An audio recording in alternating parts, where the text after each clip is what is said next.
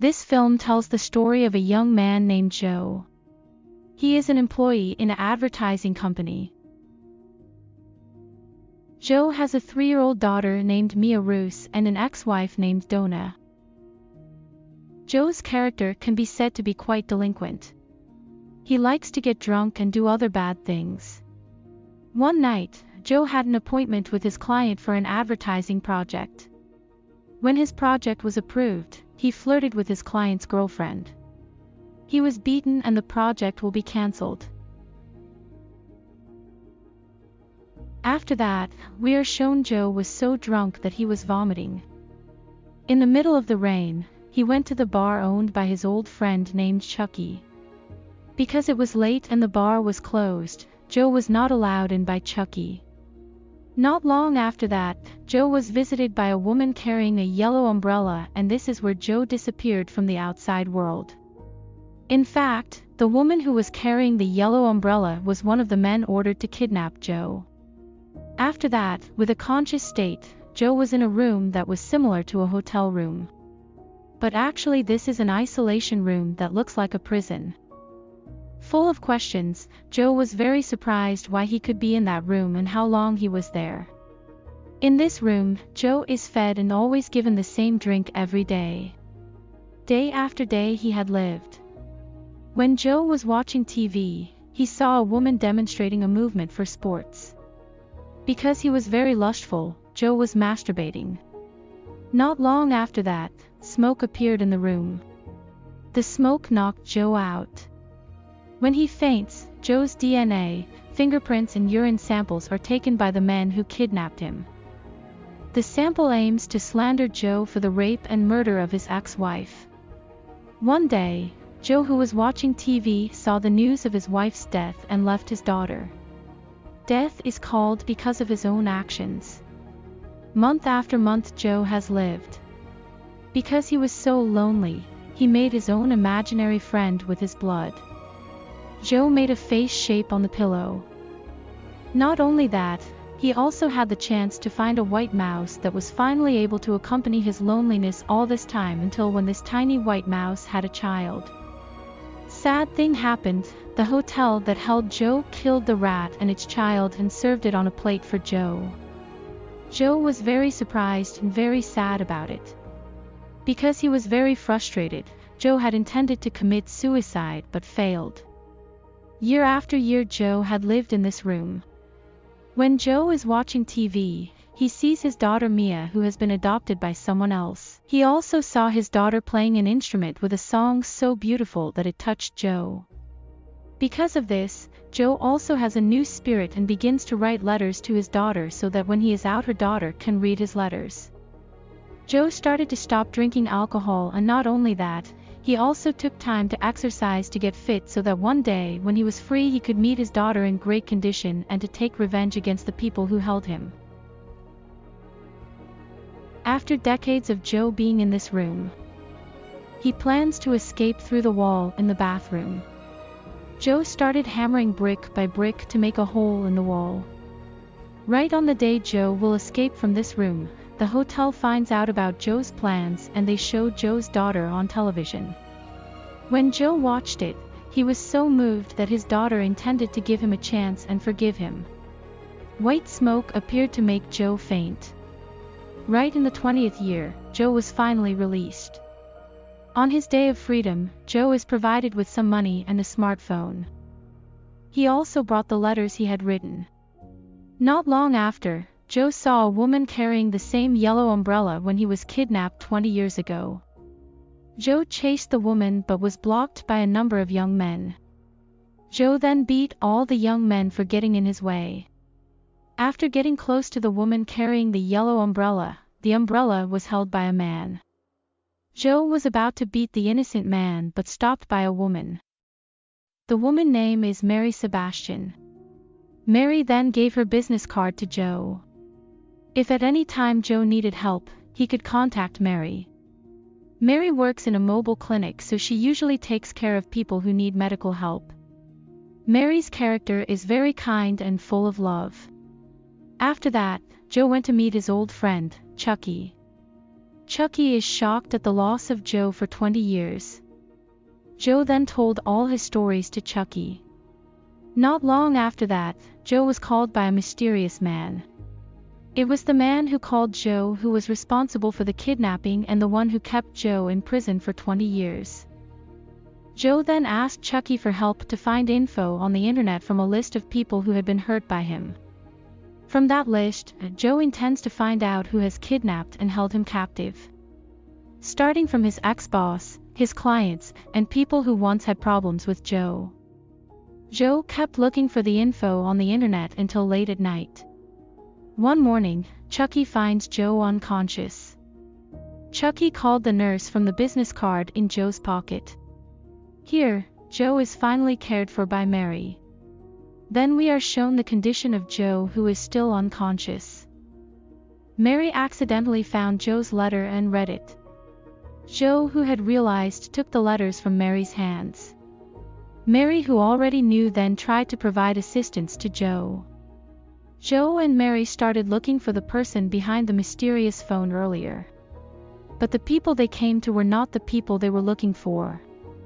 Joe then looks for a restaurant where the restaurant supplies food to the hotel that imprisoned him. Because eating the same food for 20 years, of course, he will not forget the taste of the food. One by one he visited restaurants and finally he found one that served the exact same food he had eaten for 20 years. Joe then followed a suspicious person who brought the food in large quantities until Joe arrived at a building. This building has been the place of confinement all this time. With a hammer, Joe beat the people who were there. He finally met the leader of the building. This guy's name is Cheney. Apparently Cheney was just one of the men from the person who kidnapped Joe. Cheney only provides facilities for isolation rooms similar to hotels to lock people away from each of his clients. To find information, Joe tortured Cheney so sadistically that Cheney would tell him who was locking him up at that time. Unfortunately, Cheney doesn't know his mysterious client and tells Joe to play a recording. From the recording, the mysterious man only told Cheney to lock up Joe for 20 years from the outside world. Cheney's business is illegal and has been around for a long time. After that, Joe intends to get out of the building, but is blocked by Cheney's men. So brutally, Joe beat them all. But Joe had to suffer a fairly severe injury. At the exit of the building, Joe, who almost fainted, was finally rescued by a man and escorted Joe to Chucky's place. Joe, who was seriously injured, was treated by Mary and his friends. After that, Joe, who had been at Chucky's bar, was finally called by the mysterious man, and what a surprise, the mysterious man who Joe is looking for suddenly appeared at the bar. Suddenly, Joe, who was so emotional, immediately beat the man, but was blocked by the men's men. This mysterious man tells Joe that he was the one who kidnapped and held him for 20 years. He was the one who raped and killed his ex-wife. The DNA, fingerprints, and urine samples previously taken while Joe was in captivity were meant to make it look as if Joe did it. This man also explained to Joe that the kidnapping and imprisonment for 20 years had its own reasons. This man wanted Joe to answer the two questions he was given. First, who is this mysterious man? Second, why he locked up Joe for 20 years. If Joe manages to find the answer within 46 hours, this man will reward him with $20 million in diamonds, and this man will kill himself in front of Joe by shooting himself in the head. Joe immediately looked for the answer and was helped by Mary. Interestingly, the relationship between the two is getting closer. They finally found a clue from a music that became the sound of Joe's cell phone, where every time the mysterious man called, the ring tone would always be the same. The tone leads to a school called Evergreen Academy. Evergreen Academy is where Joe used to go to school. After searching for information, they finally went to Evergreen Academy to see the school's archives. However, the condition of the school was closed and guarded by a security guard, and they decided to return at night. While waiting for the night, Joe and Mary were staying at a motel to rest. Not long after that, Joe and Mary finally had an intimate relationship, and the action turned out to be spied on by the mysterious man earlier. Night fell and they returned to Evergreen Academy to look for information. After searching various archives and data, they found a very surprising fact. It turns out that the mysterious man who kidnapped and held Joe for 20 years named Adrian Price. Joe, who is still at Evergreen Academy, finds information that Price's family has experienced a very sad family tragedy, where one family was killed, leaving only the Adrian Price. Joe then tries to remember the past that happened at the school, and it turns out that Adrian Price has a sister named Amanda Price. Amanda is the one who will be the reason why Adrian locks up Joe. One day she was caught by Joe while making out with a man. The man was his own father named Arthur Price. Amanda has a pretty bad behavior. She likes to have sex with her own parents, so she is labeled as a whore. Knowing this, Joe told what he saw to his school friends so that Amanda Price was bullied. It would have something to do with the tragedy in Price's family. Satisfied with the information he got, Joe decided to meet with Adrian Price, but was intercepted by Mary because Mary was worried about Joe's safety if he later met Adrian. But Joe managed to convince Mary that he would be fine. After Joe arrived at the building where Adrian was, Joe immediately asked who his daughter Mia was. Joe had killed Adrian's personal assistant.